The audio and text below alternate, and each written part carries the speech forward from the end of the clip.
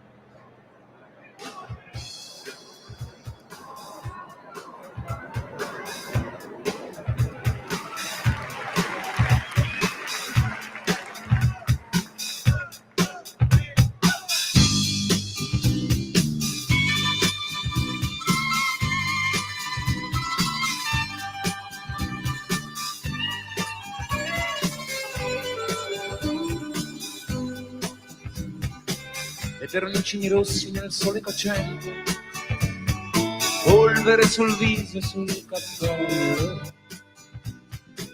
Io e Maddalena all'Occidente abbiamo aperto i nostri occhi oltre il cancello. Ho dato la chitarra al figlio del fornaio, era una pizza ed un fucile. La ricomprerò lungo il sentiero e suonerò per Maddalena all'imbrunire. Non piangi Maddalena, Dio ci guarderà e presto arriveremo ad Urano. Stringiamo Maddalena, tu deserto finirà e tu potrai ballare ufannando. Dopo i templi aztechi ed il confine,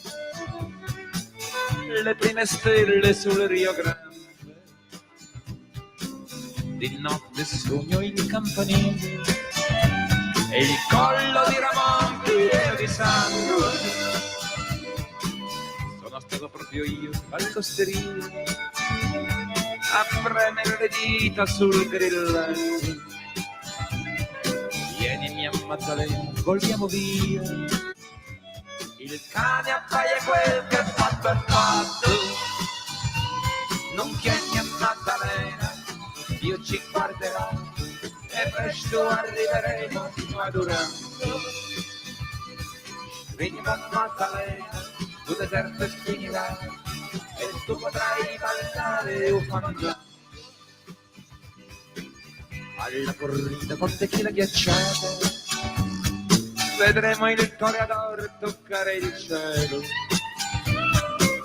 all'ombra della tribuna antica dove Villa applaudiva il rodeo. Antonino, buonasera, a te la linea. Buonasera a te, cara Sveva, amici e amici miei, ma non dall'avventura, ben trovati. Questo era De André con la PFM in avventura a Durango del 1979, puntata numero 991 di Zoom, questo martedì 6 di maggio 2025. Che dire di più, che vi ricordiamo come sempre di dare il sangue perché in ospedale serve sempre, salverete vite umane, chi salva una vita umana salva il mondo intero. Secondo appello radiolibertà.net, seguitelo per trovare materiale molto interessante. Vi diamo anche le nostre coordinate 340 670 9659 per le vostre zappe o WhatsApp, oppure 0292 94 7222 per le vostre telefonate quando lo dirò io. Va bene. Noi cominciamo subito la nostra trasmissione. Sveva, abbiamo un bel diritto e rovescio molto croccante, mandalo pure.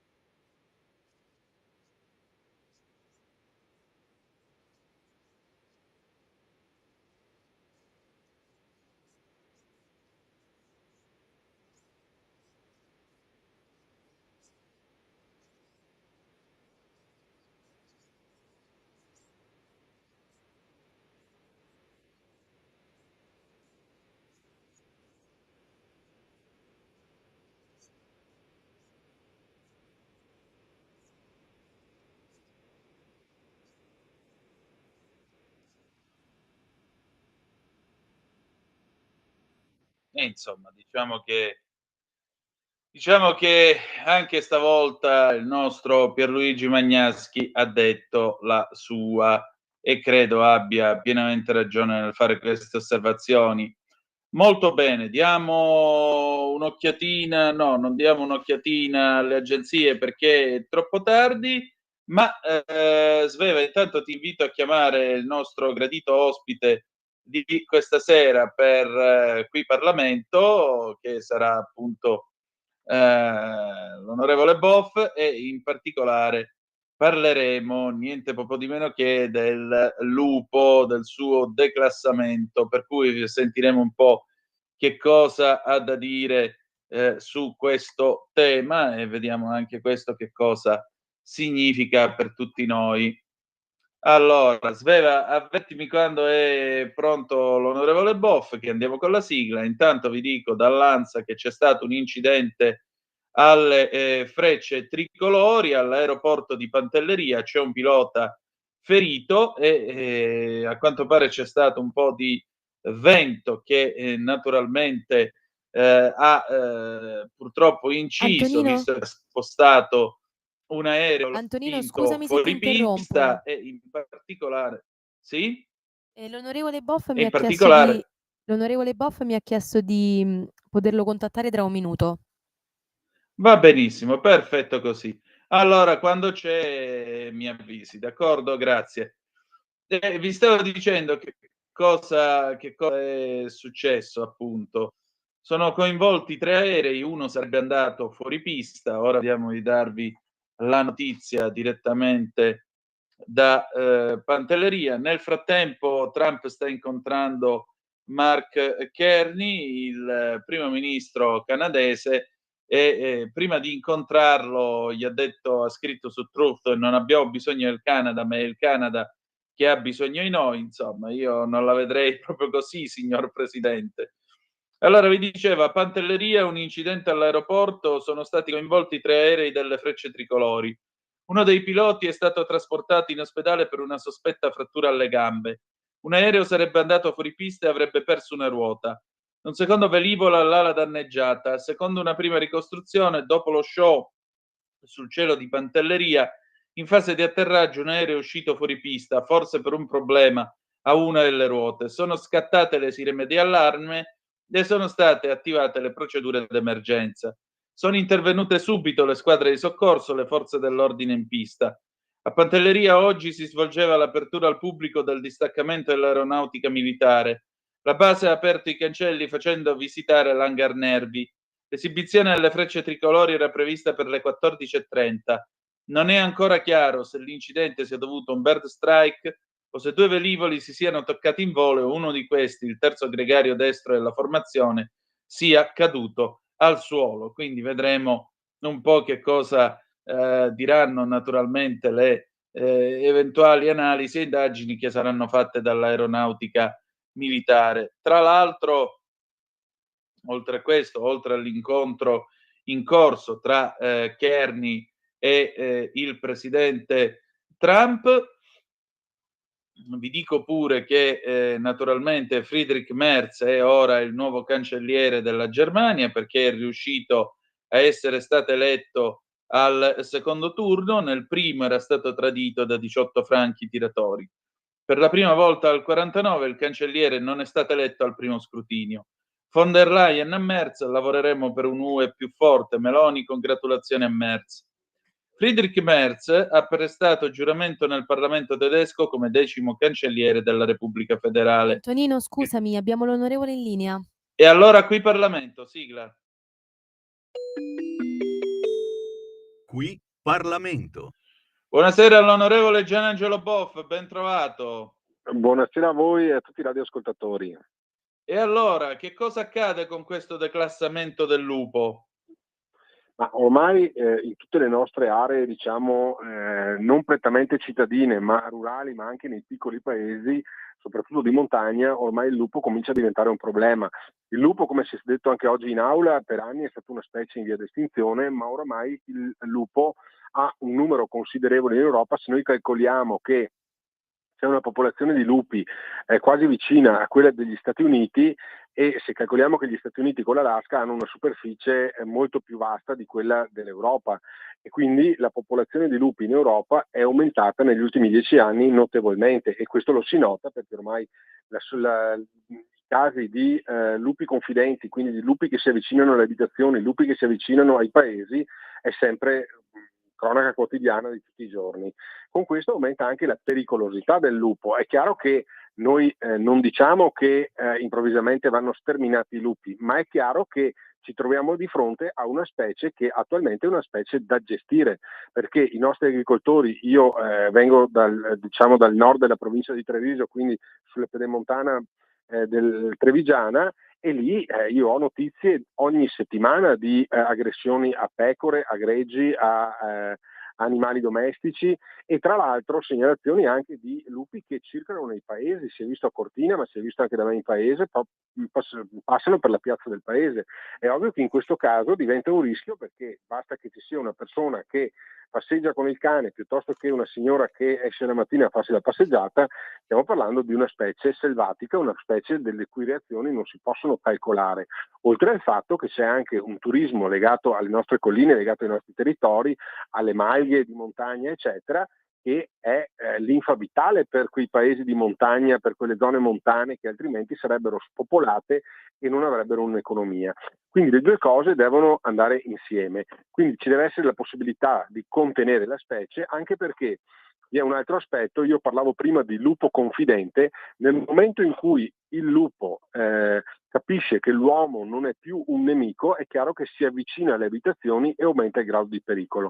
Nel momento in cui invece si inizia a fare una selezione della specie e quindi un contenimento della specie, il lupo comincia a ripercepire che l'avvicinarsi all'uomo è un'attività pericolosa, per cui c'è un allontanamento da parte del lupo alle zone abitate, un allontanamento del lupo da parte delle zone antropizzate, e quindi un minor rischio fra virgolette anche per la convivenza civile fra le specie. Questa è una cosa che in territori antropizzati come lo sono i nostri italiani eccetera è determinante, perché ricordiamo i nostri nonni hanno sempre gestito attraverso la caccia il giusto equilibrio tra le specie, e se ad oggi abbiamo tutte le specie di selvaggina che abbiamo nelle nostre colline, dai cervi, ai cinghiali, ai lupi, agli sciacalli dorati eccetera, è proprio perché questa cosa si è gestita. Quindi non può essere che noi consideriamo l'uomo un elemento che non fa parte di questo ecosistema, e quindi non tutelare anche l'uomo rispetto appunto agli equilibri degli animali selvatici diventa una cosa proprio, usando il termine giusto letteralmente, disumana, perché consideriamo che l'uomo non fa parte dell'ambiente, non fa parte del sistema. Quindi noi riteniamo che questa scelta che ha fatto l'Unione Europea sia una scelta giusta, sia una scelta nella giusta direzione, quella di andare verso un declassamento delle specie, che non vuol dire aprire la caccia discriminata. Viene spassato da specie specialmente protetta a specie semplicemente protetta e basta, che è un declassamento che consente appunto di gestirne un attimino il contenimento, soprattutto dei soggetti più confidenti. Pratica che già succede in diversi paesi anche in Europa, è importante appunto farla. Detto questo, io oggi ho assistito al voto in aula dove tutta la sinistra, tutta l'opposizione ha votato contro questa direttiva, questa indicazione della direttiva europea che abbiamo dato come Parlamento italiano, e vorrei che queste persone poi si presentassero nei territori montani, si presentassero ai coltivatori, si presentassero agli allevatori, si presentassero ai tanti soggetti che poi vengono depredati della loro libertà e anche del loro reddito, per spiegare il motivo di questo voto, a mio avviso senza senso. Certo. Senta, noi abbiamo ancora qualche secondo. Oltre a ciò, quali sono i suoi prossimi impegni? Adesso abbiamo impegni in prima commissione con il decreto sicurezza, che anche lì si parla sempre di che il governo va avanti per decretazione di urgenza. Abbiamo provato a portare avanti un decreto contro le borseggiatrici che non finiscono mai in carcere, perché usano le gravidanze per non finire in carcere, le truffe agli anziani, tutti quei reati fastidiosi. Abbiamo provato a fare un disegno di legge al Senato e c'è stato impantanato con 2000 emendamenti e bloccato completamente finché siamo dovuti arrivare a una decretazione d'urgenza. Quindi quando le opposizioni si lamentano che tutto va avanti per decreti, dovrebbero anche mettersi la mano sulla coscienza nel dire che se non bloccassero pregiudizialmente qualsiasi tipo di provvedimento che si cerca di mettere in discussione alla Camera o al Senato, che va incontro a quello che ci chiedono gli italiani, a quello che ci chiedono i cittadini, perché le esigenze di maggior sicurezza, le esigenze di tutti quei reati, di avere una pena certa per tutti quei reati che sono molto fastidiosi per chi vive la quotidianità delle nostre città, probabilmente ci sarebbero meno decreti. Ahimè, abbiamo un'opposizione ideologica che non bada all'interesse degli italiani, all'interesse dei cittadini, ma semplicemente al mantenimento di posizioni ideologiche contrapposte che poi bloccano i provvedimenti che dovrebbero in realtà essere discussi nelle sedi parlamentari. E ovviamente il governo, per dare risposte, va avanti con la decretazione di urgenza, come è giusto che sia, perché i cittadini da noi si aspettano delle risposte in base agli impegni che ci siamo presi in campagna elettorale, e per questo il governo andrà avanti a passo spedito per dare risposte agli italiani. Molto bene, allora grazie e ci risentiamo Grazie a voi. presto. Grazie a voi e a tutti i bravi ascoltatori di Radio Libertà che ascoltano una radio libera, e avanti ad ascoltare Radio Libertà, che è importante. Grazie ancora. Pausa e ci sentiamo i Toto con Africa 1982, tra poco. Qui Parlamento.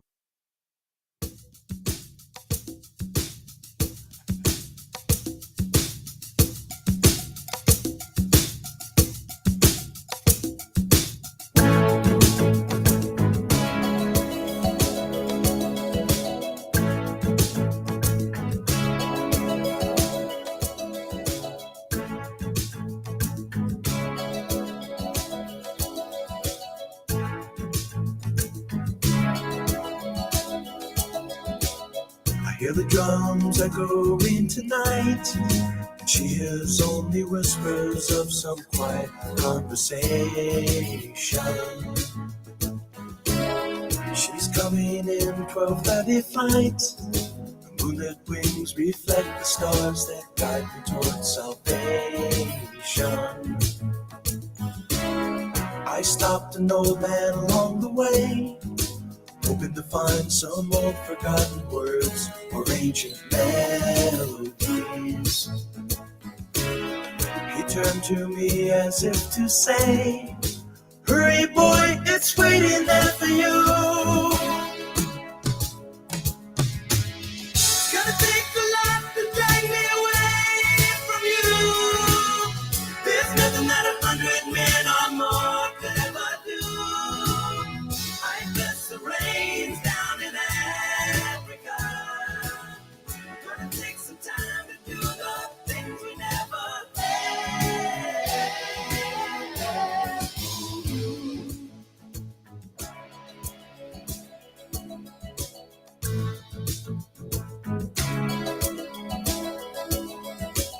The wild dogs cry out in the night as they grow restless, longing for some solitary company.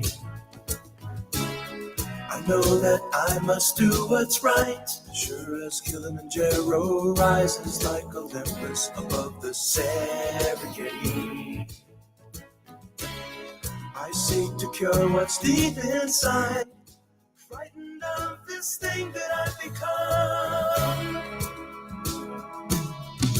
It's gonna take a lot to drag me away from you.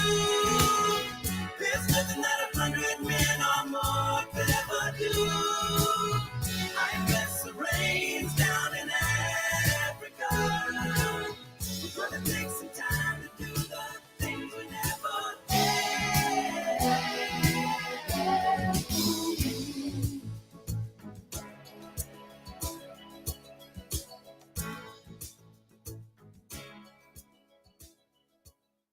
Di nuovo a te la linea, Antonino. Eccoci, grazie Sveva, alle 18:35 minuti sulle magiche onde di Radio Libertà. Antonino Danna al microfono con voi e allora abbiamo una telefonata, pronto, chi è là? Sì, buonasera, ciao Tonino. Quella, che si dice? Ciao. Mi chiamo Mauro. Ascolta, Benvenuto. io volevo fare una piccola riflessione, spero di tenere dentro tutto nel tempo che ho a disposizione perché non voglio rubare tanto tempo. Stavo ascoltando prima il parlamentare che parlava appunto della questione Sì, lupo. l'onorevole Premesso- Boff, sì. Sì, premesso che non voto sinistra, quindi sono tranquillo. Però la riflessione che volevo fare io è questa, del fatto della disattenzione all'ambiente che c'è negli ambiti di, chiamiamolo, centrodestra o destra. Io ho una mia corrente di pensiero che è molto vicina a quella, lasciami il pensiero, quella di Tolkien quando si immagina la rivolta degli enti, che sono le piante che si ribellano a quello che è la modernizzazione in corso. Ecco, io ho quel pensiero e secondo me ha tutta dignità di stare all'interno dell'ambito della destra.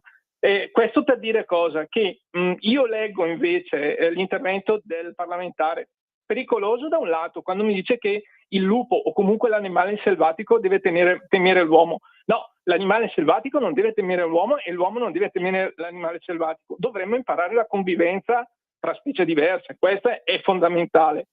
Primo passaggio. Secondo passaggio, mi sembra più, e la faccio breve, un favore alle lobby dei cacciatori che in questo periodo risentono del fatto che a caccia non ci va quasi più nessuno e che quindi vorrebbero la rivoltella facile su tutti gli animali che ci circondano, agli uccelli, agli orsi, ai lupi. Questa è un po' la mia riflessione. Ecco. Va bene, grazie tante. Abbiamo un'altra telefonata, pronto, chi è là? C'è qualcun altro? No, non è pronto. Va bene. Allora, avete ascoltato i Toto con Africa, perché domani alle 16:30, lo sapete, comincia il conclave. E allora, come si vede questo conclave dall'Africa? Perché al di là dei momenti macchiettistici, tipo il cardinale, quello che si è scoperto che si era ringiovanito la carta d'identità e poi invece è venuto fuori che non ha l'età per poter essere un elettore perché ha superato gli 80 anni, eccetera, eccetera, eccetera. Insomma, il punto è che dopo tutto questo, come si vede la Chiesa da lì? Soprattutto un Papa africano, che vantaggio Antonino, darebbe? scusami, abbiamo Sì, l'ascoltatore in linea che era caduta la linea. sì, pronto? Sì, pronto, ciao Antonino Manzoni. Ciao immenso, dimmi. Immenso. Mi illumino.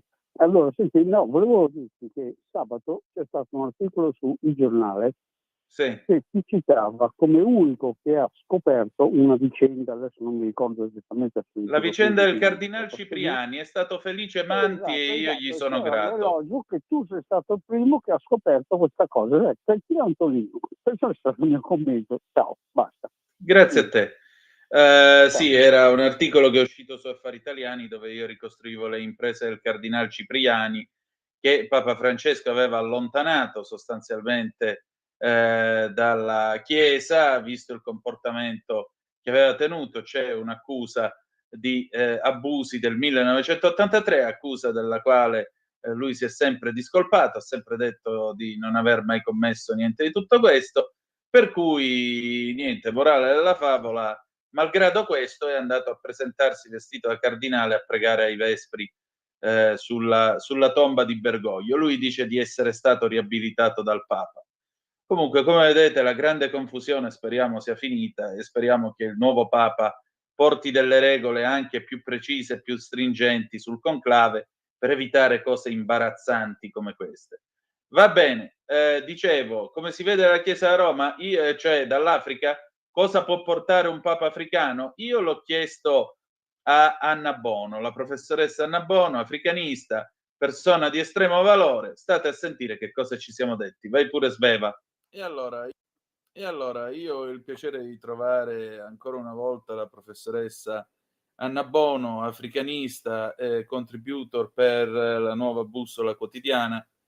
Professoressa, allora, il 7 di maggio i cardinali si chiudono in conclave e votano il successore di Papa Francesco. Ma una curiosità, la Chiesa in Africa com'è in questo momento storico? Come si vede Dunque, il conclave da lì? sono due domande distinte anche se complementari. In questo momento la Chiesa in Africa, la Chiesa cattolica romana, è una presenza importante. Forse è il caso di fare una parentesi per spiegare meglio quello che ho appena detto. Il cristianesimo è la religione più diffusa in Africa, più di metà della popolazione è di religione cristiana. I cattolici sono circa 260-270 milioni distribuiti in vari paesi, soprattutto nell'Africa subsahariana, perché come tutti sanno l'Africa è stata colonizzata 1000 anni prima dell'inizio della colonizzazione europea dagli arabo-islamici, subito dopo la morte di Maometto è incominciato, e hanno conquistato enormi territori, soprattutto appunto nell'Africa del Nord. Quindi la situazione, tornando alla domanda, la situazione attuale della Chiesa cattolica è di essere presente in quasi tutti i paesi africani in misura molto molto diversa, dove quasi dappertutto però una costante è che sia che si tratti di una minoranza, sia che si tratti della maggioranza della popolazione, dicevo, una caratteristica abbastanza costante è una posizione coraggiosamente critica nei confronti dei governi, quando questi governi se lo meritano di essere criticati, il che succede molto spesso. Come guardano al conclave? Guardano con speranza, perché ci sono almeno due cardinali africani di cui si sta parlando in questi giorni, in queste settimane, come possibili papabili, per usare questa espressione italiana che ormai viene usata in tutto il mondo. Sono solo 18 però i cardinali africani, cioè in tutto sono 29 i cardinali africani, 11 però hanno da 80 anni in su e quindi non sono elettori. Gli elettori sono solo 18 e non sono neanche sicura che tutti e 18 raggiungeranno o abbiano già raggiunto o raggiungeranno Roma per il conclave. Quindi su 100, mi pare 35 cardinali elettori è una minoranza e quindi per poter eleggere un cardinale africano, la Chiesa cattolica africana ha bisogno di alleanze e di accordi, come d'altra parte le altre chiese. Senta, che cattolicesimo è quello che c'è in Africa? Perché ce li descrivono come dei conservatori, però ora io dirò una cosa: c'è sempre stata questa remora verso il Papa Nero, verso il clero africano, perché la vulgata è che sono degli ottimi religiosi finché sono sobri. Ora, lei che voglio dire ha vissuto 12 anni in Africa, come si è trovata? Come lo ha visto questo cattolicesimo africano? È una domanda imbarazzante perché io sì che ci ho vissuto, però non ho avuto contatti che mi permettono di dare dei giudizi globali. Ho avuto rapporti con il clero, anche con l'alto clero, e ho trovato persone molto diverse, ecco. I rapporti più importanti però, e credo anche però la presenza tutto sommato più importante dal punto di vista della popolazione africana, ce l'hanno i missionari che in alcuni casi da molti decenni, da quasi secoli, sono presenti in Africa e che con dei difetti, con degli sbagli dal punto di vista strategico, a volte anche tattico, però si sono sempre prodigati e continuano a prodigarsi in una maniera straordinaria per la popolazione, andando incontro, cercando di supplire alle carenze quando non all'assenza di servizi da parte dei governi che invece li dovrebbero fornire. Penso soprattutto alla sanità, e in tutta l'Africa, in tutto il continente africano, la presenza di ambulatori, ospedali, dispensari organizzati, gestiti, finanziati dalla Chiesa Cattolica rappresentano la salvezza per milioni di persone.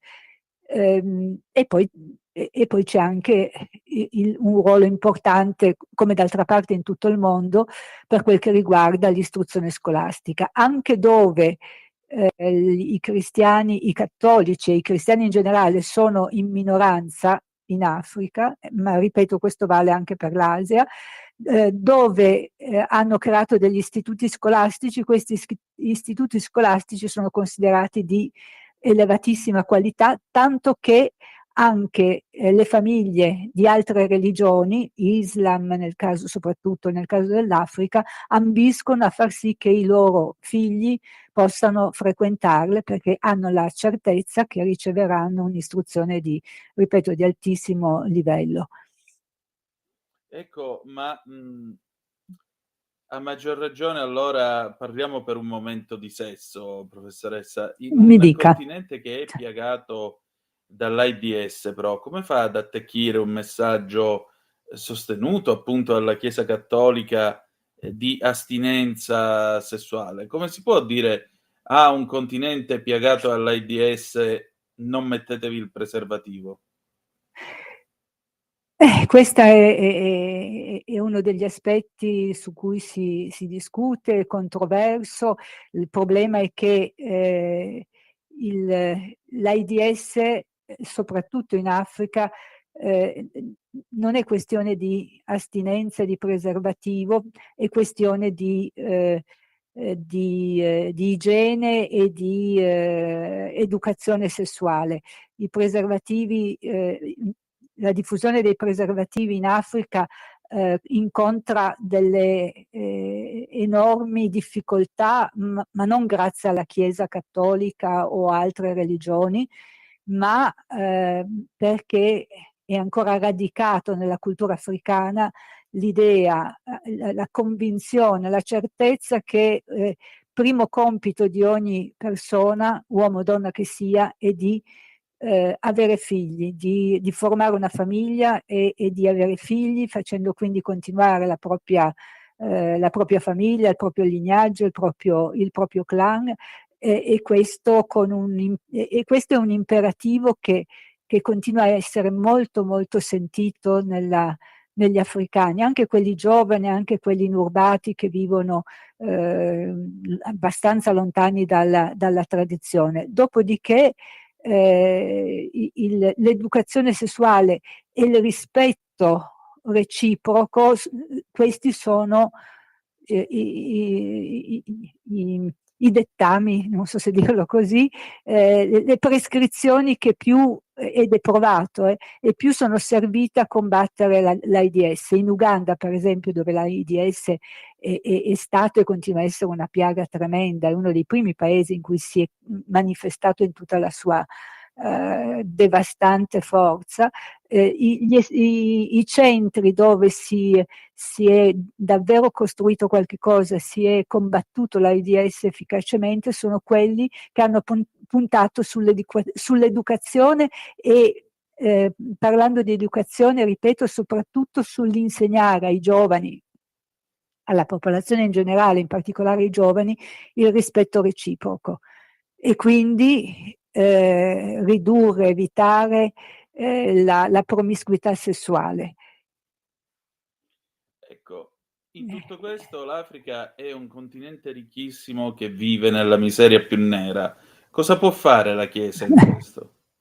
Beh, giustissimo che sia un continente ricchissimo, è giustissimo che sia anche il continente della povertà più nera. C'è da dire che però questa è un'immagine dell'Africa che non tiene conto di cambiamenti recenti degli ultimi decenni. In realtà in Africa c'è una consistente percentuale di popolazione che possiamo definire di ceto medio. Casomai il problema è la povertà si è andata riducendo di anno in anno, sia soprattutto grazie ad aiuti internazionali che hanno contribuito a ridurre appunto la fascia di popolazione povera. Il problema del continente africano, di tutti i paesi africani, è l'incertezza, l'insicurezza, anche le situazioni più consolidate di stabilità da un momento all'altro possono invece venire devastate dallo scoppio di una guerra o dalla diffusione. Questo è uno dei problemi in questo momento più gravi del continente africano, dalla diffusione del terrorismo islamico, del jihad. La Chiesa come si pone in tutto questo? Da un lato nei decenni, io ho già accennato, con un'attività di promozione sociale e di prestazione di servizi di base, come ho detto prima, sanità e istruzione. E poi però questo è una situazione che varia molto da paese a paese, bisogna capirlo, perché appunto i paesi a prevalenza cristiana hanno determinate caratteristiche e danno determinate opportunità agli operatori cattolici o cristiani, dove invece sono in minoranza la situazione cambia molto. Devo dire che, e mi rifaccio a quello che ho detto quasi all'inizio, devo dire che uno dei contributi che la Chiesa costantemente dà è proprio quello di porsi coraggiosamente e a volte a repentaglio della vita in posizione critica nei confronti dei governi, delle classi dirigenti, quando queste se lo meritano. Esempi recenti li abbiamo avuti in Kenya, dove a fronte della rivolta dei giovani nei mesi scorsi contro il governo, accusato senza mezzi termini di essere il principale responsabile dei problemi del paese a causa della corruzione, la Chiesa cattolica keniana si è schierata dalla parte dei giovani e di recente è arrivata a raccomandare alle parrocchie, ai sacerdoti di non accettare offerte di denaro da parte dei politici, proprio per non dare l'impressione di essere dalla parte dei politici. Meglio ricavare i fondi necessari per tutte le attività svolte in altro modo, ma non accettando soldi dai politici. Lo stesso discorso per rimanere a fatti recenti, la Repubblica Democratica del Congo, dove la Chiesa cattolica da sempre, ma in particolare in questi ultimi mesi, si è attestata su posizioni molto molto critiche nei confronti del governo. Di nuovo accuse di corruzione e inoltre di imperdonabile trascuratezza nell'affrontare i problemi del paese, della popolazione congolese. Uno dei cardinali papabili è proprio un cardinale del Congo, intendo la Repubblica Democratica del Congo, ed è il cardinale Fridolin Ambongo Besungu, che per le sue posizioni nel corso degli anni in certi periodi si è temuto per la sua vita. È facile che chi critica le classi dirigenti. Il cardinale Fridolin Ambongo Besungu, per il suo coraggio, per la sua determinazione nel corso degli anni a criticare con piena ragione il governo, i governi che si sono succeduti nel paese, in certi periodi è stato minacciato e si è temuto per la sua vita. Non è l'unico, perché criticare le classi dirigenti, i governi in Africa è un rischio, ed è un rischio a cui non sfuggono neanche le più alte cariche della Chiesa. Senta, in tutto questo però c'è un convitato di pietra, l'Islam. Boko Haram è uno dei nomi che non le manda certo a dire. Sì, Boko Haram in Nigeria, e non solo Boko Haram, perché ormai sono 3 i gruppi jihadisti più pericolosi, più minacciosi in Nigeria, ma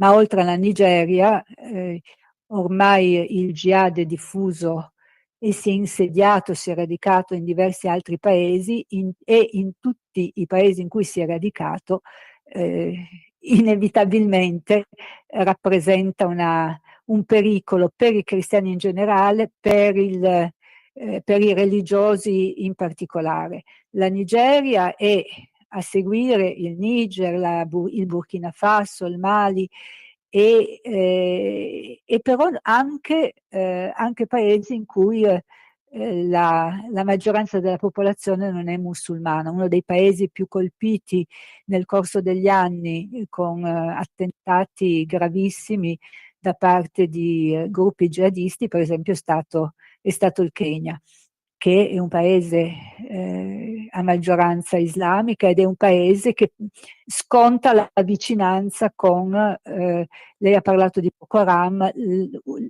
un altro, forse altrettanto pericoloso gruppo jihadista è Al-Shabaab, che è un gruppo jihadista formatosi in Somalia. La Somalia confina con il Kenya, ecco perché dicevo che il Kenya sconta la presenza, la vicinanza con questo paese, e poi ci sono tante altre sigle, tanti altri gruppi legati sia o ad Al-Qaeda o allo Stato Islamico, che per fortuna spesso si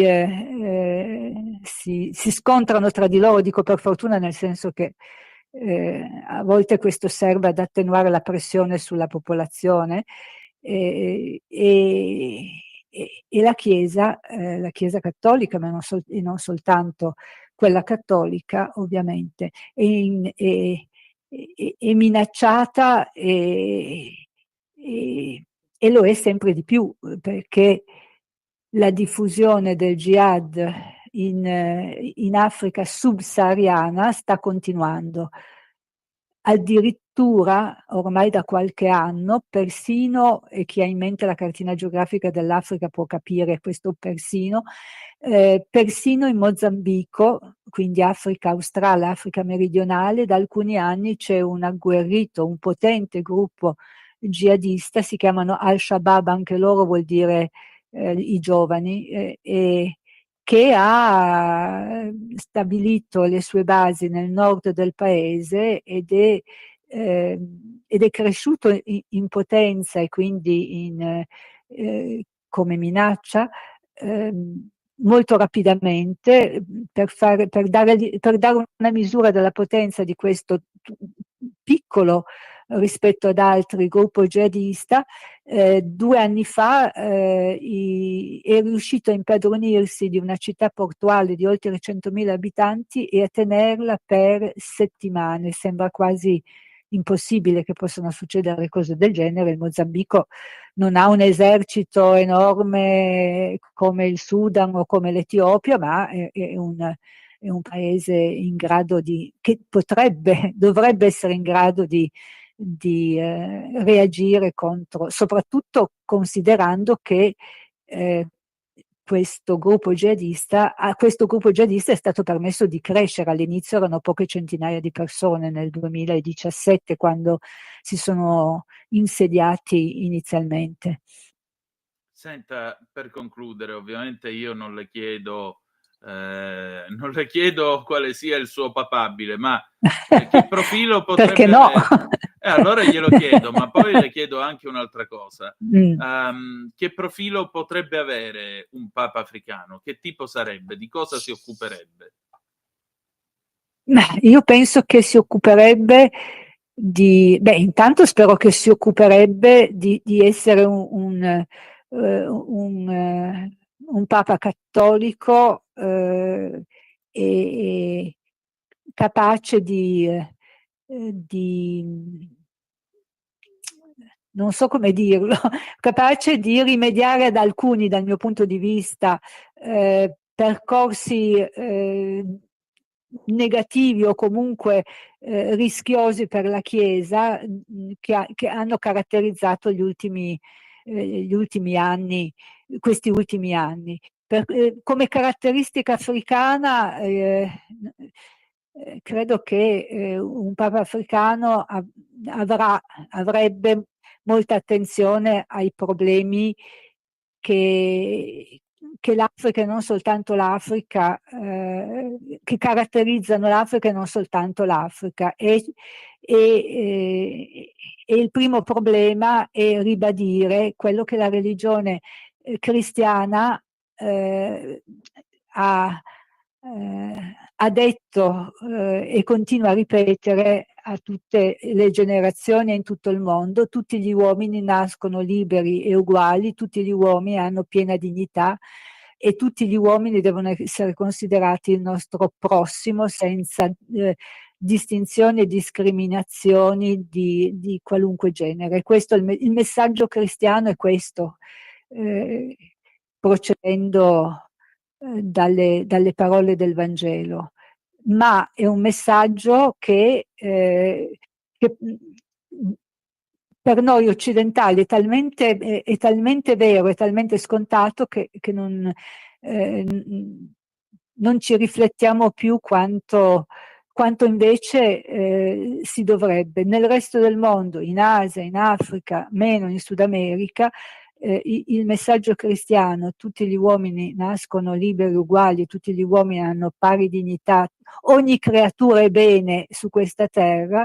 Ecco, questo è un messaggio che stenta ancora a radicarsi e a improntare la vita delle persone e delle istituzioni. Quindi io credo che un Papa africano più consapevole di questo si concentrerebbe su questo aspetto, cosa che farebbe bene anche alla nostra realtà, perché è vero che la civiltà occidentale è quella che ha meglio recepito il messaggio cristiano, ma c'è ancora molta strada da fare perché sia praticato e sia la guida di ogni persona e di ogni istituzione. E poi, se posso aggiungere ancora una considerazione, un Papa africano credo che darebbe... no, mi fermo qua. Va bene, d'accordo. Perché diventa un discorso lungo che magari si può sviluppare in un altro momento. Va bene, allora avremo modo di tornare su questo. Perché mi sembra che abbiamo già parlato a lungo. D'accordo, grazie.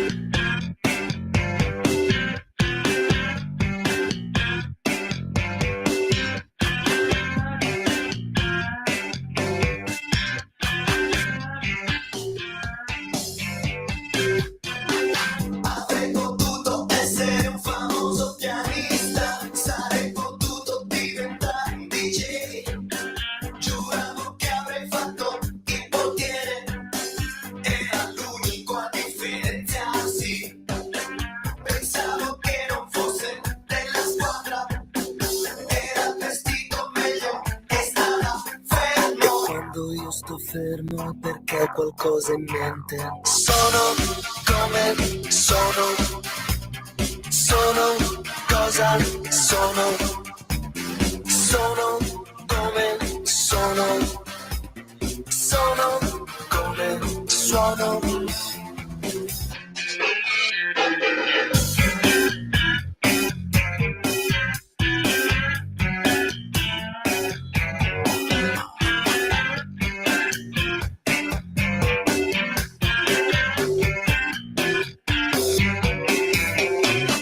Avevo potuto fare l'ingegnere chimico o semplicemente terminare gli studi. Sarei riuscito a costruirmi la casa. Invece così mi devo fidare. Quando io mi fido non serve che ti fidi tu. Sono come sono. Sono cosa sono. Sono come sono. Forse neanche buono. Sono come sono. Sono cosa sono. Sono come sono. Sono come suono. A te la linea, Antonino. Grazie Sveva, alle 19, 6 minuti e 13 secondi sulle magiche onde di Radio Libertà. Antonino Danna al microfono con voi e questi erano i Blue Vertigo, mamma mia, era il lontano 1997, sono come sono, immensi Blue Vertigo, e andiamo a dare un'occhiatina, intanto è tutto pronto, sono pronte anche le 3 talari, sapete che ci sono nella sagrestia della Cappella Sistina ci sono le talari che sono di 3 tipi. Ora però non è per fare body shaming, ma era un po' come era la divisa nell'esercito, se qualcuno di voi ricorda il tipo. Allora, primo modello, basso e diciamo piazzato, quindi modello Giovanni XXIII, diciamo così.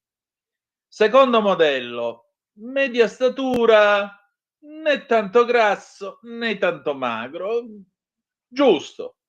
Che potremmo dire, diciamo, come potremmo dire? Bah, sì, potrebbe adattarsi anche come fisico a un Wojtyła, però Papa Wojtyła era anche un uomo alto, atletico, quindi gliel'avrebbero dovuto insomma un pochettino adattare. E poi c'è il terzo modello, secco secco, alto alto, che è il modello Pio XII, tanto per capirci.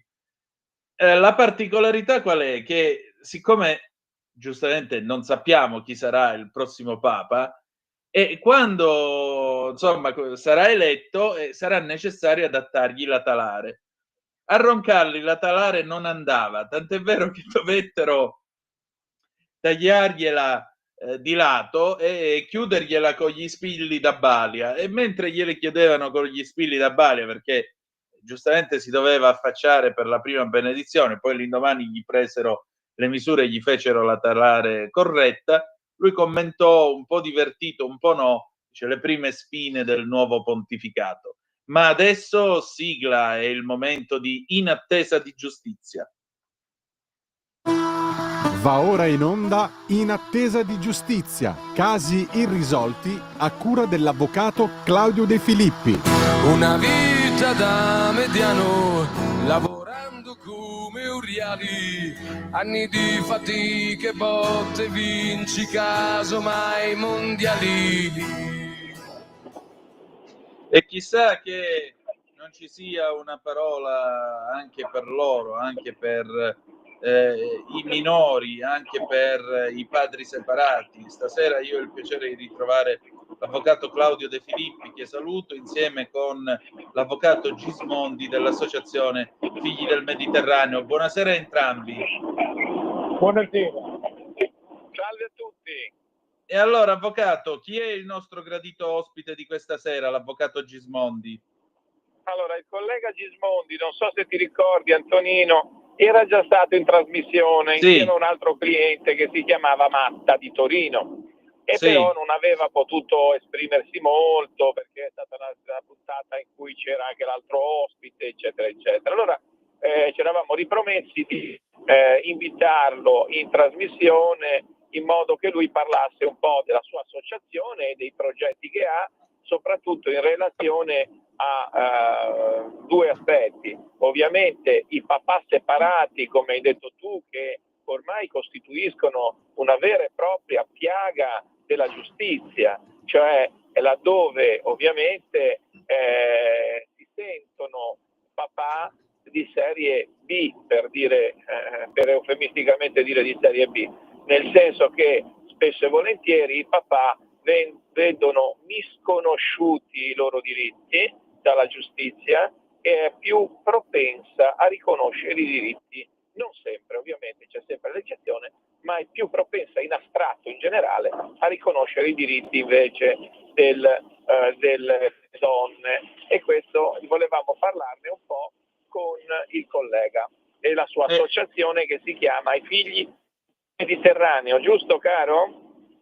Sì, i figli del Mediterraneo. Ecco, avvocato, prima di introdurre questa nostra conversazione, io ho qui un titolo di libro. Per miseria o disperazione ogni anno si uccidono 200 mariti separati. E allora, che cosa si può fare per questi padri separati, avvocato? Ma per i padri separati bisognerebbe semplicemente applicare la legge. Innanzitutto il collocamento è un'invenzione della giurisprudenza, il collocamento dei figli. Non esiste il collocamento, ma esiste l'affido condiviso. Quindi affido condiviso basterebbe applicare questo affido condiviso, cioè l'affido di entrambi i genitori, e stabilire tempi di permanenza presso i genitori paritari. Quindi laddove naturalmente è possibile, laddove non è possibile bisogna fare in modo che comunque il figlio mantenga un rapporto equilibrato e continuativo con entrambi i genitori, perché entrambe le figure genitoriali sono importanti nella vita e nella crescita di un bambino, e quindi ecco perché poi la legge parla di diritto alla bigenitorialità del bambino, anche se poi questo diritto alla bigenitorialità, insieme poi al famoso e fumoso interesse del minore, viene spesso distorto dalla magistratura e utilizzato a proprio piacimento.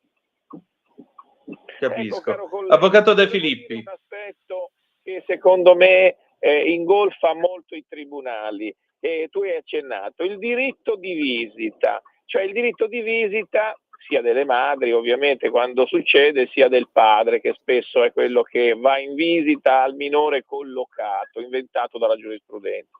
Allora, praticamente il diritto di visita, secondo te, è garantito dall'ordinamento italiano? È garantito dalla giustizia italiana il diritto di visita? Soprattutto ai padri. Secondo me? Sì, da quello che hai visto, dalle tue esperienze, dall'esperienza della tua associazione. Ma poi ogni caso è a sé, perché ci sono naturalmente quei padri, come anche ci sono appunto quelle madri che si disinteressano dei figli, e naturalmente non ci sono dei mezzi per ottenere che il diritto di visita venga effettivamente esercitato, anche perché è un sentimento, i sentimenti non si possono coartare, come quando appunto ritengo assurdo, come quando si ricorre alle CTU oppure alla psichiatria, alla psicologia, per riavvicinare un figlio ad uno dei genitori, e soprattutto quando il figlio ha raggiunto una certa età, gli 11, 12, 13 anni, sempre per lo stesso principio che il sentimento non può essere coartato. Ecco, ma ritieni che spesso... Dimmi, prego, scusa. Allora, il diritto di visita stabilito in un provvedimento giudiziario, a mio giudizio viene vanificato laddove il bambino è piccolo e quindi ci sia l'interesse di uno dei due genitori, normalmente purtroppo tocca dirlo è la madre, che ostacola il rapporto con il padre. Però questo avviene facilmente quando il bambino è piccolo, è la stessa cosa che avviene quando il minore è piccolo di età, quindi 4 anni, 5, 6 anni, viene inserito in casa famiglia e per lui parlano gli operatori, è la stessa cosa. Quando invece il minore è grande ed è in grado di esprimere la propria volontà, il proprio pensiero, questo non è possibile. Quindi se si separano due genitori e hanno un figlio di 12, 13, 14 anni, e non è possibile influenzare, secondo me, cioè è molto più difficile influenzare il pensiero e la volontà del bambino. Anche se il bambino, caro collega, subisce il condizionamento da quando è piccolo? No, non sto dicendo questo. Io ho detto quando due genitori si separano e il bambino ha 12, 13, 14 anni. Certo. Ma se certo, ma questo sono d'accordo. Ma se la separazione è avvenuta quando è piccolo, il condizionamento, penso io, potrebbe essere poi che lo viva nell'età più adulta, quando il ragazzo è già adolescente. O trovi una madre o un padre, a seconda di dove viene collocato, maturo, che dice comunque mio figlio deve crescere con entrambi i genitori, perché si finisce di essere marito e moglie ma si rimane genitori. Ma molte volte trovi che magari uno ed entrambi si sono rifatti già una vita, anzi se la sono fatti addirittura in costanza di matrimonio, e quindi hanno interesse ad escludere il figlio dalla vita dell'altro genitore. Perché loro sono concentrati maggiormente sulla loro nuova relazione. E allora potrebbe essere un problema, magari rappresentato dallo stesso nuovo partner, quello di far vedere il figlio al padre o alla madre, ripeto, a seconda dei casi, perché dice in questo modo tu vai a ricostituire, è come se vai a ricostituire un rapporto col tuo ex, e invece non è così. Perché uno lo fa nell'interesse del bambino, nell'interesse a vedere e crescere con entrambi i genitori, e non con l'interesse di rivedere l'ex coniuge o l'ex comunque compagno. Quindi spesso uno dei due o entrambi sono in qualche modo gelosi, diciamo così, della nuova famiglia che si è venuta a creare, e creano problemi, e questo non è sicuramente positivo per i figli. Ti volevo chiedere, ma come conseguenze secondo te del cosiddetto condizionamento di uno dei due, che ovviamente spinge il minore a rimanere in casa, a non vedere uno dei genitori, a creare problemi e quant'altro, ci possono essere, hai verificato che ci siano delle conseguenze per i minori? Quali possono essere nella tua esperienza e nella tua esperienza associativa? Ma le conseguenze certamente nella crescita del minore, io vedo soprattutto delle conseguenze dal punto di vista dello stress emotivo che subisce, perché poi vediamo che magari il bambino, il minore vuole andare anche con l'altro genitore, ma non vuole fare torto al genitore presso cui sta. Quindi si trova praticamente in questa situazione di conflitto che può provocargli lo stress, la crescita, e può avere anche ripercussioni nella vita sociale e nella vita scolastica. Se invece il minore è forte, ha un carattere forte, questo non avviene. Il giudice avrebbe dei poteri dissuasori nei confronti di colui che non fa vedere il minore all'altro. Ma nella tua esperienza hai visto che i giudici lo considerano, lo utilizzano questo rimedio se non vado errato il 373 mi sembra, il codice di procedura civile. Sarebbe anche quello di applicare una sanzione economica giornaliera, ma questo non viene, modello a 3D, no? Ma questo non viene mai fatto. Esatto. Io al massimo di ammonire uno dei due. I giudici su questi aspetti, secondo te, hanno questa sensibilità, questa volontà di operare per riequilibrare i rapporti? Assolutamente no, io al massimo ho visto l'ammonimento come ma non ha alcuna efficacia. Però potrebbe essere una moral suasion se il giudice dicesse: signora, lei deve smetterla di fare in questo modo, o signore, lei deve smetterla di agire in questo modo. Per cui poi io la condanno, le posso fare qualcosa, la posso denunciare, le posso applicare delle sanzioni giornaliere. Se i giudici non fanno questo, il codice di procedura civile, il codice civile sono lettera morta, perché i padri soprattutto purtroppo non hanno strumenti, perché i giudici non se la sentono di ammonire spesso la donna dicendosi: non può farlo, se no io la denuncio, se no le faccio un esposto, se no le faccio un ammonimento, se no le applico una sanzione.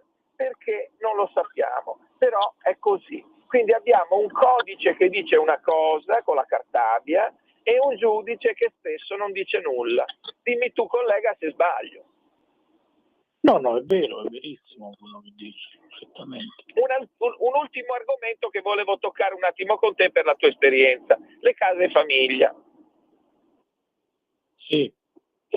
Che cosa pensi che rappresentino, quali, se c'è da migliorare la situazione, se la situazione è migliorabile? No, a mio giudizio le case famiglia vanno chiuse, vanno abolite. Per aprire una casa famiglia non è richiesta alcuna qualifica, quindi la casa famiglia la può aprire chiunque, e normalmente sono amici del politico di turno che aprono appunto questa casa famiglia. Non faccio alcuna distinzione, perché ci sono case famiglia aperte da persone vicine al centrodestra, da persone vicine al centrosinistra, vicini al mondo LGBT, vicine al mondo femminista, quindi è un po' vicino al mondo cattolico, perché ci sono anche le case famiglia gestite dalle comunità religiose. Però quello che è il comune denominatore è che non hanno nulla di famiglia, perché là si vive tutti insieme e si vive spesso in condizioni di degrado, si vive spesso con persone che hanno altri tipi di problemi, perché ci sono case famiglia che accanto hanno delle comunità gestite sempre magari dalla stessa Onlus che si occupa di detenuti o che si occupa di tossicodipendenti, e mettere insieme tutte queste persone, ma all'interno poi della stessa casa famiglia le provenienze anche sociali sono o educative sono di tipo diverso. Non bisogna trascurare neanche, perché poi se ne è parlato, è uscito fuori dal caso del Forteto dopo 30 anni che succedevano appunto queste cose da Bibbiano, ma questo succede anche in altre parti, come è successo per esempio recentemente in una casa famiglia all'Ariano, dove abbiamo manifestato, dove abbiamo fatto un sit-in, dove c'era stato un caso di pedofilia. Appunto ci sono i casi di pedofilia che purtroppo la magistratura ideologizzata copre, perché magari c'è questo tentativo anche a livello ai titolari relativamente, o qualcuno che era dentro, non ho capito. No, il caso di pedofilia ha riguardato un educatore con una bambina. Io ho avuto un caso nella mia esperienza di una signora che poi abbiamo scoperto che c'era il titolare che aveva problemi di quel tipo. Quindi sostanzialmente quello che sta dicendo il collega Gismondi e la sua associazione Figli del Mediterraneo è che ci vorrebbe, correggimi se sbaglio, un controllo di queste case famiglia prima di chiuderle come ha chiesto lui ovviamente, almeno un controllo da parte del Ministero che controlli la situazione di ciascuna di queste, perché altrimenti Ma il diventa problema poi... del controllo, il problema del controllo, noi nel Lazio ci siamo rivolti pure al garante per l'infanzia e per l'adolescenza, alla dottoressa Santoni, che però ci ha detto che quando va a fare le ispezioni non è che può fare il blitz e entrare all'improvviso, quindi o trova un ordine quando cerca dei bambini in particolare, tante volte non le vengono fatti trovare perché praticamente o perché dicono che sta a scuola o perché stanno da un'altra parte, quindi è molto difficile fare questo. Ma la cosa grave è che la magistratura su queste cose, quando si denuncia un caso di pedofilia in tribunale, praticamente cerca di bypassarlo, cerca di non affrontare il problema. Questo caso di cui sto parlando io, quando è stata sentita la minore e la minore alla fine è stata lasciata a casa dal padre, il giudice, tra tutte le domande che gli ha fatto, non ne ha fatto alcuna domanda sul caso della violenza sessuale, non gliel'ha proprio domandato, una cosa scandalosa, incredibile. Ma allora diciamo questo, quali sono i poteri del garante per l'infanzia? Ha dei poteri effettivi o è solo una tigre di carta? No,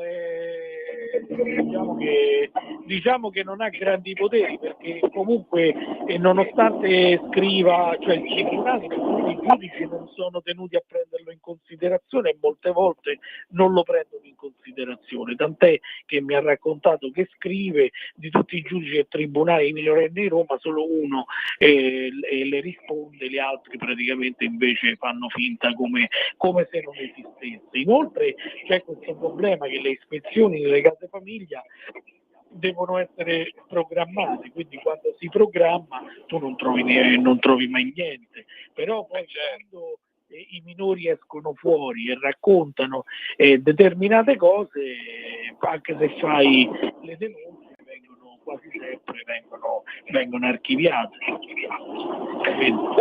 domanda che ti voglio fare, sempre che Antonino non voglia intervenire con una sua richiesta, ma qual è il ruolo degli assistenti sociali, degli psicologi e degli psichiatri in queste situazioni in cui i minori vengono mandati nelle case famiglia? È un ruolo diciamo decisorio o è un ruolo secondario? Perché questo è il punto. No, è un ruolo, diciamo che loro sono, i servizi sociali sono come i carabinieri e polizia per il pubblico ministero, quindi sono la longa mano prima della procura minorile e poi del giudice.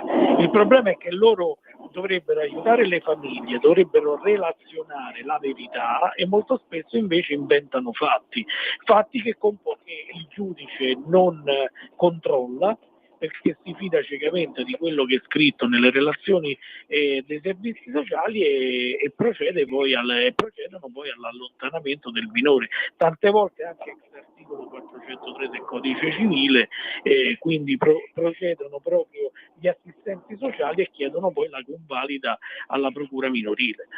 Ripeto, il problema della falsificazione delle relazioni dei servizi sociali, che è emerso anche nel caso Bibbiano, è un problema reale che purtroppo si vede tutti i giorni nelle relazioni che vengono depositate presso il tribunale. Ma la cosa grave è che il giudice, che è il perito dei periti, non controlla mai, e se l'avvocato come me, che è molto energico, alza la voce perché naturalmente si trova in minoranza, per far emergere la verità, addirittura, come è successo nel caso di questa ragazza, viene presentato dal giudice stesso un esposto al Consiglio dell'Ordine degli Avvocati, perché l'avvocato alza la voce. Questi non conoscono neanche il diritto di difesa costituzionalmente garantito. Ma è gravissimo, collega, perché allora il giudice diventa sostanzialmente mette in una situazione in astratto l'avvocato di in qualche modo condizionarlo, non essere libero nella sua attività, se pone queste situazioni che alla fine rendono l'avvocato non indipendente, e addirittura gli ordini spesso e volentieri danno anche molta credibilità agli esposti dei giudici, ma attenzione, l'avvocato è una cosa e il giudice è un'altra cosa. Cioè, voglio dire, noi come Consiglio dell'Ordine dovremmo essere più indipendenti rispetto alle segnalazioni e agli esposti dei giudici. Invece penso che questo non sia così. Fortunatamente l'Ordine degli Avvocati di Roma mi ha chiesto, si è fatto inviare le osservazioni e non ha aperto alcun procedimento, però rimane il fatto che anche le ma non è falsità sempre così, ma non è sempre così. Sì, quindi ma ci le sono falsità ordini scritte- che ovviamente sono molto più sensibili a questa cosa, per cui questo bisogna anche dirlo. Ultima cosa che ti voglio chiedere, se abbiamo tempo, Antonino, ma per il codice rosso tu ritieni che sia stato fatto per tutti o che sia stato fatto per alcuni reati specifici? Ma è stato fatto solo per le donne, quello è chiaro. È stato fatto solo per le donne, e poi i reati specifici sono maltrattamenti in famiglia, stalking, molestie sessuali. Questi sono i reati per i quali viene utilizzato il codice rosso. Se il maltrattamento è in capo a un uomo, col codice rosso non ha praticamente nessuna speranza di venirne fuori. Questo che stai dicendo. No, perché poi il codice rosso quando viene attivato tocca anche i procedimenti civili, il procedimento di separazione, divorzio, il procedimento di affidamento o al tribunale ordinario o al tribunale dei minori, e quindi praticamente va a toccare anche la figura paterna. Il giudice potrebbe, in base al codice rosso, escludere questo padre dalla vita dei figli, perché la vulgata del femminismo è che se un cattivo marito è anche un cattivo genitore, invece non è così. Certo. Ultimissima cosa che mi è venuta alla luce della stampa degli articoli che ho letto. Mi è sembrato di aver letto che spesso, non sempre ovviamente, ma alcune volte succede che il genitore che denuncia, spesso l'uomo, viene accusato di stalking giudiziario se denuncia la moglie, la compagna, eccetera, eccetera, anche nel caso di figli, dicendo che abusa dello strumento della denuncia, perché non ottiene ovviamente nulla. Ti risulta questa storia?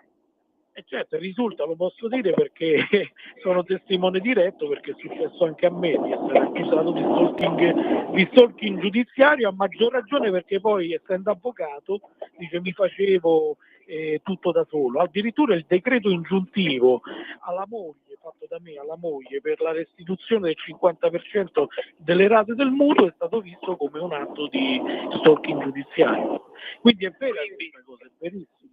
Viene considerato stalking giudiziario, soprattutto se è avvocato poi a farlo, ma comunque se succede che se l'uomo denuncia viene visto con questa arma a doppio taglio, quindi non è un diritto da esercitare la denunzia, ma diventa poi un'arma contro chi la pratica. Esatto, non è esercizio di un diritto, no, voglia spiegarlo al pubblico ministero, guardi che questo si chiama esercizio di un diritto. Se tra l'altro nel caso del decreto ingiuntivo è stato emesso pure da un giudice, quindi ho detto lui, il giudice, ma ho trovato che era conforme rispetto alla richiesta di istanza. Altrimenti il giudice è cosa che forse, Antonino, siamo in chiusura, ma lo deve dire lui.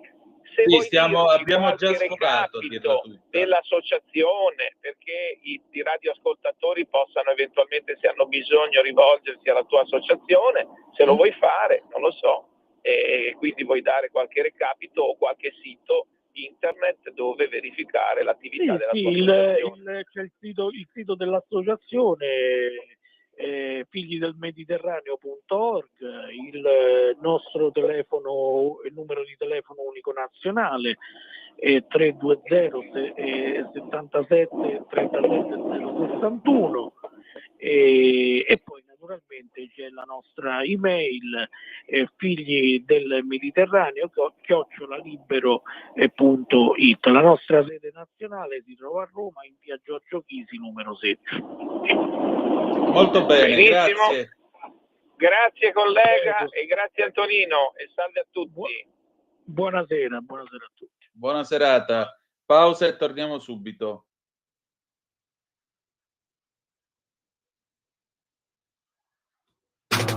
Stai ascoltando Radio Libertà. la tua voce libera, senza filtri né censura. La tua radio. A te la linea. Grazie Sveva. Inutile dire che io posso capire certe posizioni e certe sofferenze dei padri separati. Resta il fatto che il codice rosso ci vuole per difendere le donne, e soprattutto io non sono d'accordo col discorso ma se un marito picchia la moglie non vuol dire che non possa essere un buon genitore. Che è come dire, anche Hitler ha costruito qualche ospedale. Insomma, vabbè, non sono d'accordo, lasciamo perdere, va bene, telefono aperto 0292947222 se volete essere dei nostri per telefono, oppure 340 670 9659 se avete voglia di mandarci qualche zappa. Allora, bella gente, allora.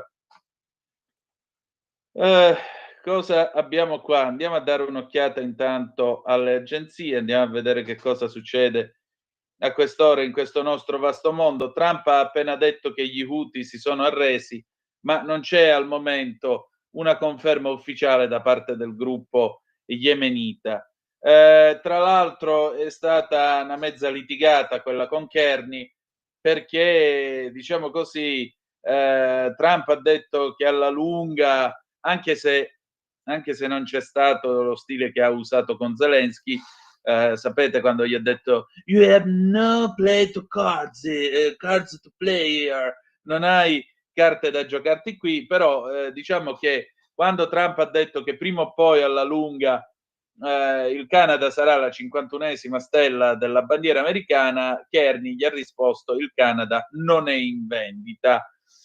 Mi ricorda molto quel detto popolare calabrese di su Suricianucci, dammi tempo che te perciu, che traduco, disse il topo alla noce, dammi tempo e io ti sfonderò. Ma vedi, quando si racconta questa fiaba, quest'apologo, c'è sempre qualcuno che risponde dicendo che pare che la noce abbia risposto al topo toccami che te scascio il culo, toccami e ti farò un male bestia. Ecco, provate a immaginare chi tra Trump e Kearney è il topo, chi è la noce e chi romperà il fondoschiena a chi. Vabbè, lasciamo perdere, dai ragazzi, perché comunque ad ogni buon conto Trump ha detto che continueremo ad essere amici del Canada, quindi ci vogliamo bene lo stesso, non c'è problema.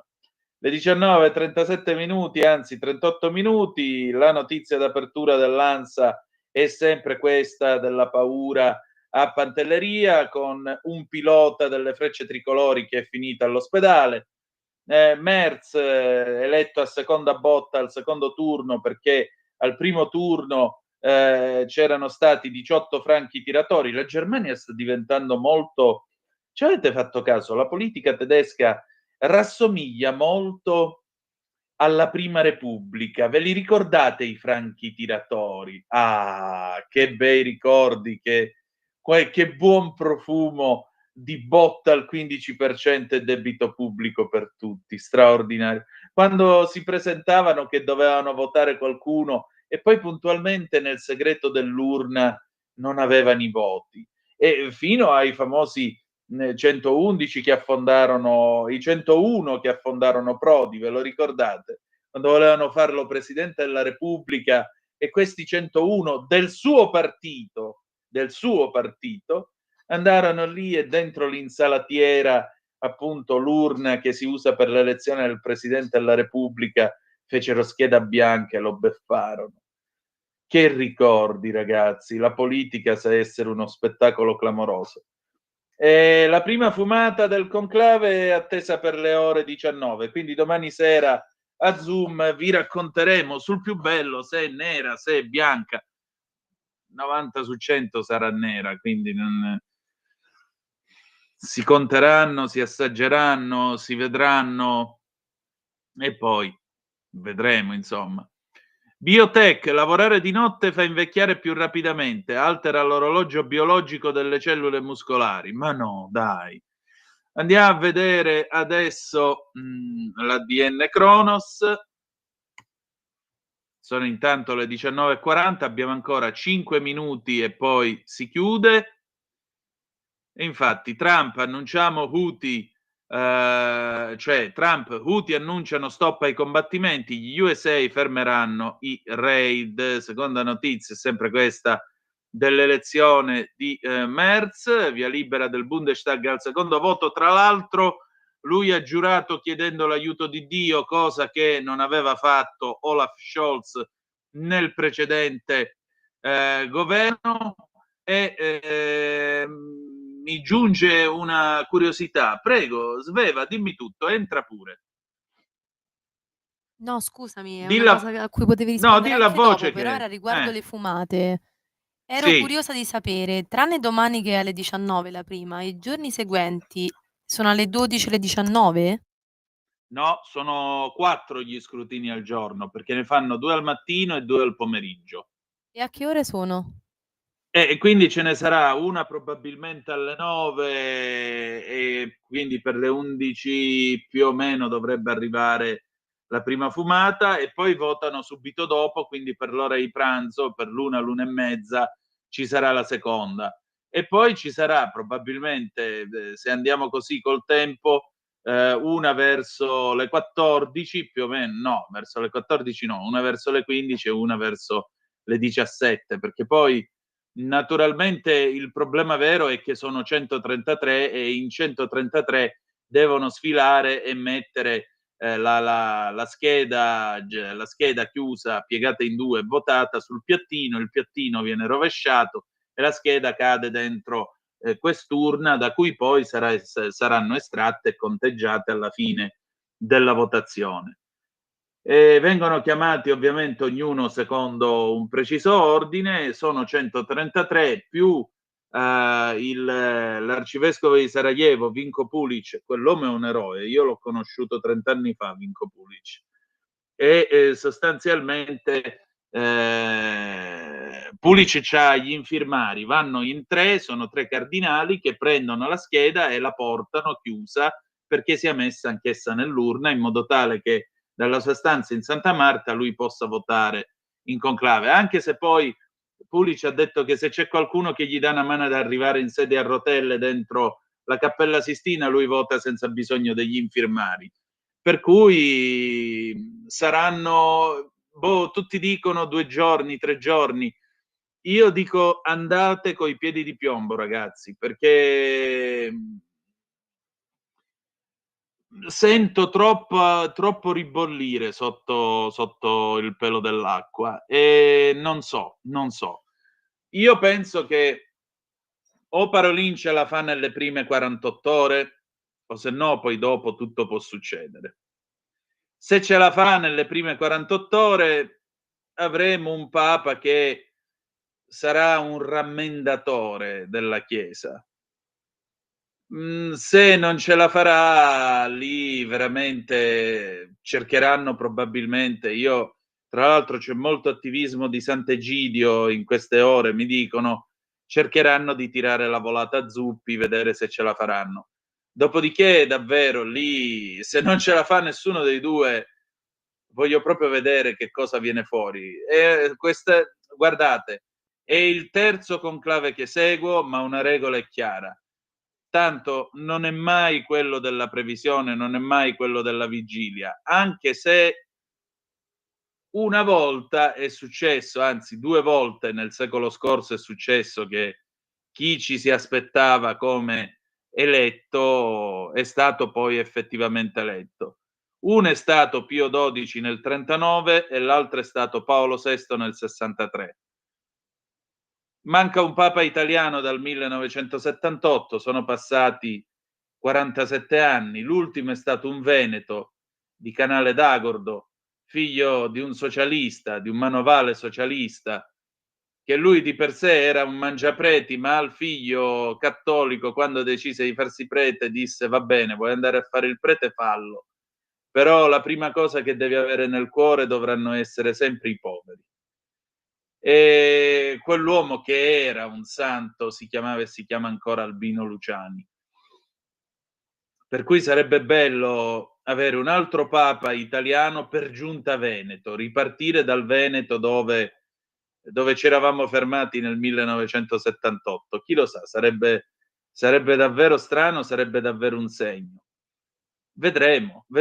E poi sarà bello interpretare tanti segni che a posteriori vedremo di questa elezione, che è stata dominata comunque da confusione, da accuse.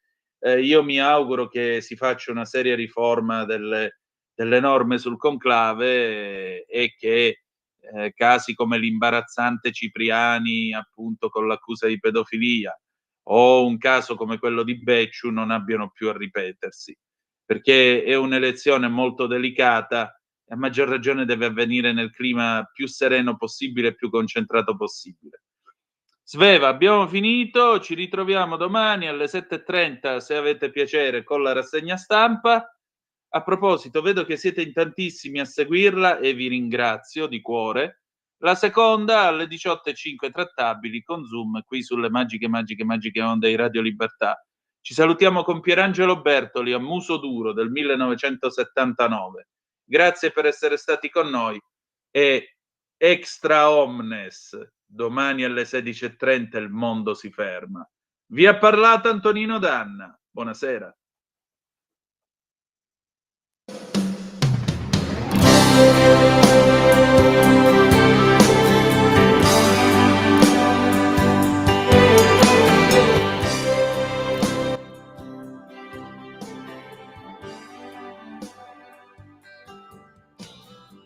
E adesso che farò? Non so che dire. E ho freddo come quando stavo solo. Ho sempre scritto i versi con la penna, non ordini precisi di lavoro. Ho sempre odiato i porci ed i ruffiani e quelli che rubavano un salario. Falsi che si fanno una carriera con certe prestazioni fuori orario. Canterò le mie canzoni per la strada ed affronterò la vita a muso duro, un guerriero senza patria e senza spada, con un piede nel passato e lo sguardo aperto nel futuro. Ho speso 4 secoli di vita e ho fatto 1000 viaggi nei deserti, perché volevo dire ciò che penso, volevo andare avanti ad occhi aperti. Adesso dovrei fare le canzoni con i dosaggi esatti degli esperti, magari poi vestirmi come un fesso per fare il deficiente nei concerti. Canterò le mie canzoni per la strada ed affronterò la vita a muso duro, un guerriero senza patria e senza spada, con un piede nel passato e lo sguardo dritto e aperto nel futuro.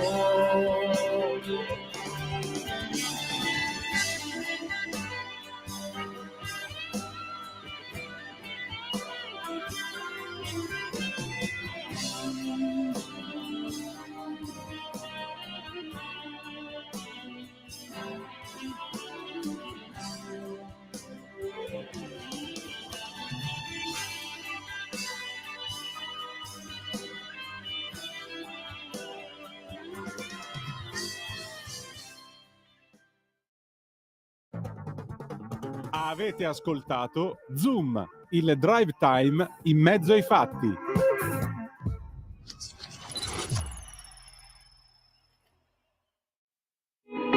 In quanti ti promettono trasparenza, ma alla fine ti ritrovi sempre con la bocca chiusa e non puoi dire quello che pensi? Radio Libertà non ha filtri né censure. Ascolta la gente e parla come la gente.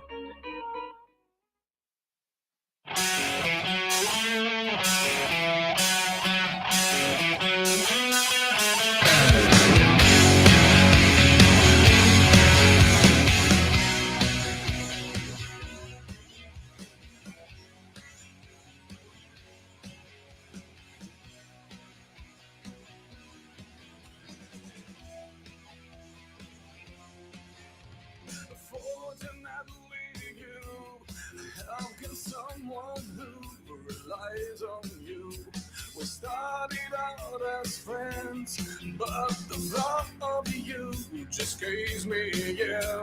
The symptoms are so deep, and it's much too late to turn away. We started out as friends.